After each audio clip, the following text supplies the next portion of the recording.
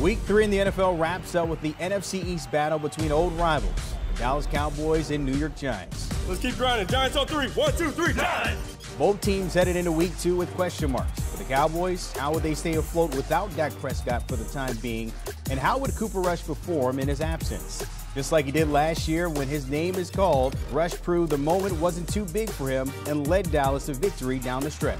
Every time you're out there, you just want to go play ball, do your job. I'm fortunate to be on a very good football team. That helps. Great players around me. They just want to keep getting better. Great team win, man. All right, all three phases. Remember this feeling, man. This is what it's all about. On the other side, despite the Giants getting a road win in Tennessee in Week 1, expectations were mixed heading into Week 2 against Carolina. And while it wasn't always pretty, the G-men find themselves sitting 2-0 for the first time since 2016. Everybody understands what we're trying to do as an organization in terms of continue to get better, competing for spots, working as hard as you can work. While the Cowboys have owned this rivalry in the regular season of late, winning 9 out of the past 10, it's a whole new era in the Meadowlands with Brian Daboll at the helm. Can the Giants reverse those fortunes under a new regime? Or will Cooper Rush stay unblemished as a starting quarterback?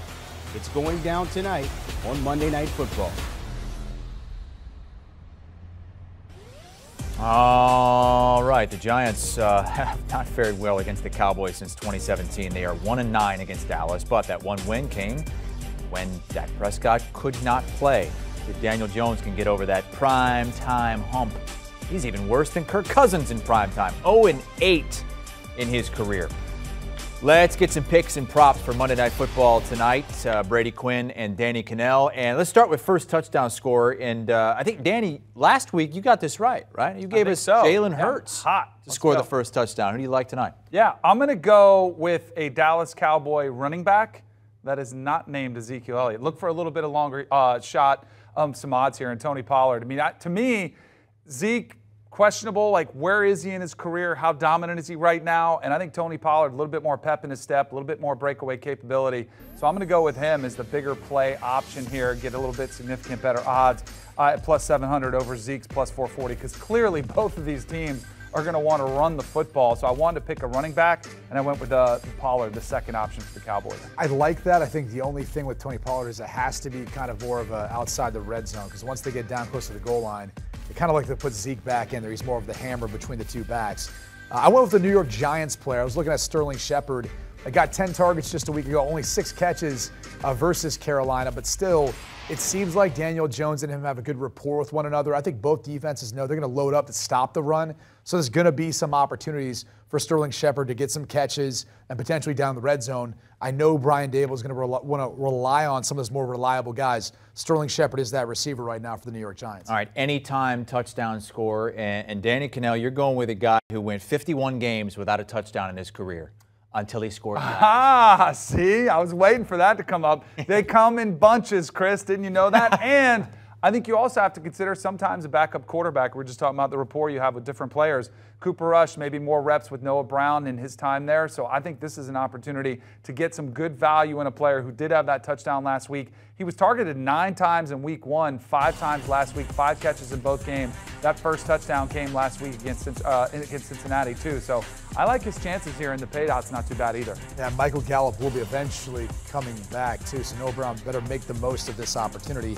I went with some chalk here. Saquon Barkley, yes, a minus 160, but look, if the Giants are going to score, this is who they're facilitating the offense through. So if you're looking at making this bet, to me, this is the safest one. Whether through the run, targeting him out of the backfield in the screen game, everything goes through Saquon Barkley, and I know the Cowboys are going to try to make that tough on him.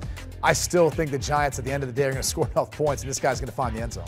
Saquon Barkley, 194 scrimmage yards in Week 1, just under 90 yards in Week 2. All right, Brady, how about to a player prop to go over tonight? Yeah, I like the Ezekiel Elliott over 60.5 yards rushing. Reason being is, you're on the road. You've got to go up against a defense that, really hasn't been great against the run. The Giants are giving up almost 5 yards per attempt right now. So I think there's an opportunity. I think they don't want to necessarily put this all on Cooper Rush's plate, so they're going to want to hammer away running the football. I think Zeke goes over that number. So remember what you told me about Tony Pollard? Gets, between the 20s more likely. That's why I went with Tony Pollard over his rushing total and he's going to score a touchdown on one of those long breakaway runs, so I get a little 2-for-1 special. Go. Maybe it's there that first play of the drive. It's just all hits in one. Yes, exactly. Maybe it all comes at once. But similar to what your philosophy is, too, with Zeke, I think the Cowboys, obviously there's going to be an emphasis on the run. The Giants have struggled to shut it down.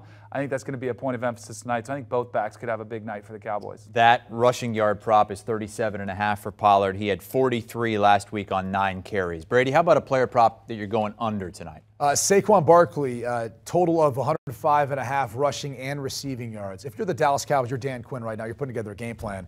During the course of the week, right, you put this little cap on Saquon Barkley. Wherever that guy goes, the whole defense has eyes on him. So there's no way they're going to let Saquon Barkley, in my opinion, go off. I think he's going to be under that number. That doesn't mean he's not going to have some production, but I don't think he's going to go off and have that week 1 performance like we saw.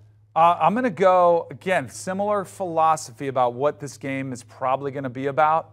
Run game, 2 quarterbacks, different points of their career, but I don't think either team wants their quarterback to be throwing for 300 yards. I'm going with Cooper Rush under 31.5 passing attempts. Rush-heavy game plan. And really, he would have gone under this against the Bengals last week had they not been down and had to come back for that drive, which was awesome. But I think they're going to limit his exposure, try to run the football. I think he goes under the 31.5 attempts. Had exactly 31 attempts last week. Game picks, it's virtually a pick 'em. Giants right now -1, Brady. I'll lay the point, and I'm going to roll with the New York Giants and Brian Daboll's, as they're calling him right now, given his gutsy style of play calling. But look, I think they found something. I think they found a coach that believes in them. They're starting to believe in each other. The Dallas Cowboys, I'm really not sure what to make of them at this point. I know they're playing some good defense, at least in the front end, and they can run the football effectively. I need to see more from Cooper Rush. I think it's tough to do that on the road, so I'm laying the point. Yeah, so I'm on the other side. I'm taking the Cowboys here. You mentioned Dan Quinn, one of the better defensive coordinators. He's been a bright spot since his tenure with the Cowboys. And Micah Parsons, to me, is going to be the difference in this game. Somebody who's maybe, comparing anybody to Lawrence Taylor, who played at this, for the New York Giants, he's maybe as close as we've seen to it with the success he's had here just in the first 18, 19 games of his career. I think he's going to wreak havoc. He's known to do that. I think it could be a long night for Daniel Jones and the Giants trying to run it. All right, we also have single game parlays from the guys. Brady, you're parlaying Saquon Barkley and boring football. Yeah, the under, right? I believe that's what I ended up putting. Look, you heard us talk about this game, kind of break it down. We're talking about running the football, some defense. It sounds like it's going to be a shortened game.